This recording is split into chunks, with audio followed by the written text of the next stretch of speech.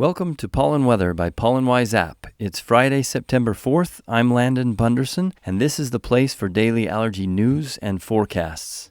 And yes, I double-checked that. I've been getting the date or day of the week wrong lately. I'll do better, but definitely today is Friday, September 4th.